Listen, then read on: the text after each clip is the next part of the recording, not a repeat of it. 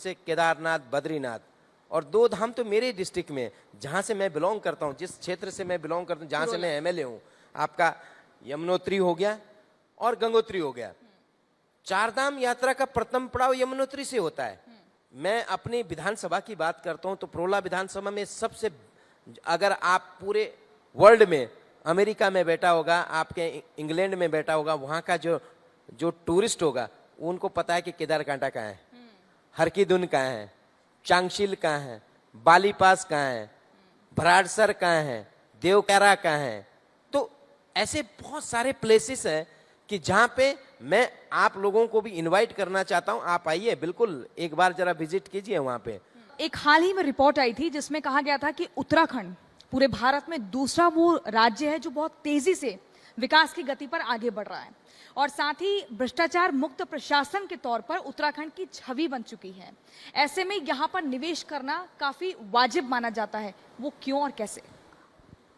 देखिए, आपने सवाल का आंसर तो खुद ही दे दिया। नहीं, लेकिन आप इसको थोड़ा सा और विस्तार से बताएं।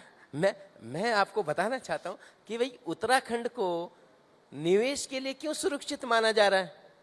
क्योंकि आप जैसे लोग हैं, उत्तराखंड के जो है देवभूमि के लोग हैं, हम मेहमानबाजी करते हैं।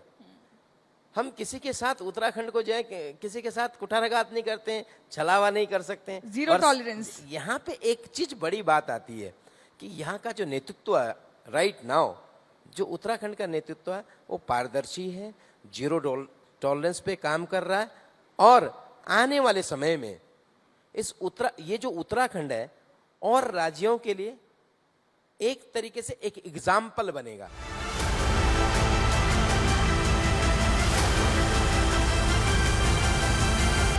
हमारे साथ इस वक्त मैं मंच पर आमंत्रित करना चाहूंगा श्री हरेंद्र कुमार गर्ग जी को। जोरदार तालियों के बीच आप सभी की कृपया सर मंच पर आइए। Chairman SIDCUL manufacturers association Uttarakhand, आपकी तालियां प्लीज बजती रहनी चाहिए। बहुत अहम शख्सियत हैं जो आपको बताएंगे कि आखिर कैसे बिजनेस के जरिए शिखर पर उत्तराखंड पहुंच रहा है। इसके साथ ही अनिल चौधरी जी रियल एस्टेट कंसल्टेंट से हमारे बीच इस वक्त मौजूद है। सर, आपका भी बहुत बहुत स्वागत, कृपया मंच पर आए। जोरदार तालियां आप सभी की। और ये वो शख्सियत हैं जो आपको समझाने की कोशिश करेंगी, उन तमाम सवालों के जवाब जानने की कोशिश करेंगी। मेरे सहयोगी इस सेशन को आगे बढ़ाएंगी अनामिका पांडे। हरेंद्र सर, पहला सवाल आपसे है मेरा कि जो आपका एसोसिएशन है वो किस तरीके से काम करता है इंडस्ट्रियल एरिया को आगे बढ़ाने के लिए? उत्तराखंड के बारे में जितना कहा जाए उतना थोड़ा है। लगभग 70%, 69-70% जो टोटल एरिया है वो फॉरेस्ट लैंड है। अब रेस्ट ऑफ द 30% में आपको उद्योग भी चलाना है, रेजिडेंस भी क्रिएट करने हैं, वाटर बॉडीज भी है, यानी कि रेस्ट ऑफ द 30% में आपको बाकी सारी चीज़ें करनी है। ऐसी स्थिति में प्रदेश के पास एक चैलेंज होता है कि वो अपने तमाम संसाधनों को बैलेंस करते हुए उस व्यवस्था को कैसे बनाए।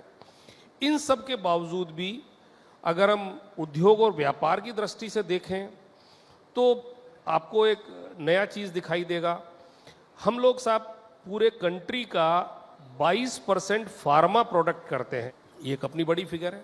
लगभग 11% हम लोग कॉस्मेटिक का निर्माण करते हैं पूरी कंट्री का, यानी कि एवरी 10 अगर आप एक भी शैम्पू की बोतल देखें किसी भी कंपनी का, हर 10 में से एक बोतल उत्तराखंड में बनी हुई है, यानी कि निर्माण है।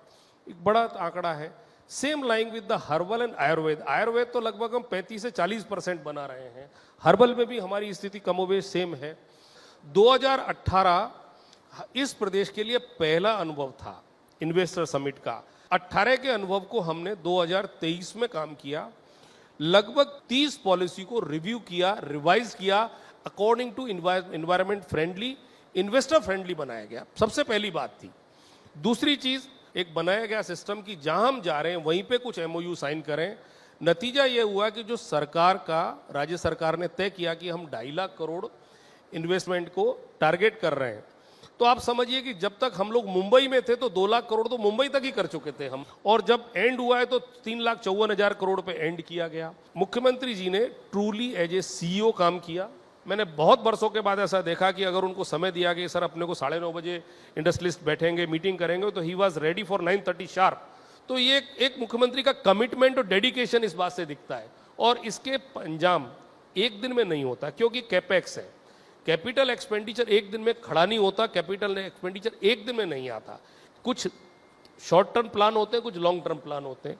तो उस प्लान को जब आप देखेंगे तो आपको नई चीजें दिखाई देगी, एक नए तरह का उत्तराखंड दिखाई देगा, और जिसकी विकास यात्रा को हम देख भी रहे हैं। अनिल चौधरी साहब, अगर रियल एस्टेट की बात करें तो सरकार का कितना समर्थन आप लोगों को मिल पा रहा है?